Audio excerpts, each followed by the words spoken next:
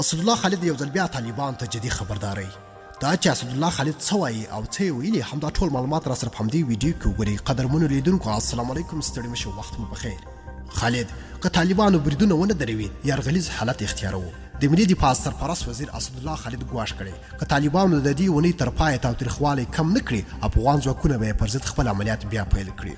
اسدالله خالد په یو خبري کنفرانس کې همداراز ویلي چې د ولسمشر غني د فرمان سره سم افغان ځواکونه د تاوتریخوالي د کمولو د مرحلې له پیل راهیسې دفاعي دنده لري او تر اوسه د ورکم د اونۍ له پیل راهیسې پر طالبانو کوم برید نه دی کړی.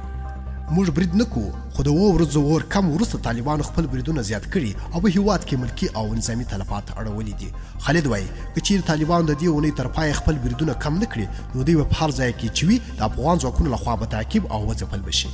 دا په داسې حال کې دی چې طالبانو څو ورځې وړاندې اعلان کړی و چې د تاوتریخوالي کمولو له 7 ورځنۍ بهیر وروسته پر افغان ځواکونو بریدونه بیا پیل کړي دي چې د دې بریدونو په پایله کې لسګونه افغان ځواکونه او ملکي وګړي مړه او ټپیان شوي دي. ډېر مننه چې ویډیو مو راسره تر پایه وکتل. کوم خوښ شوي لایک کړئ، کوم چینل نوي سبسکرایب کړئ، چینل سبسکرایب کړئ. تر بیا او بلې ویډیو د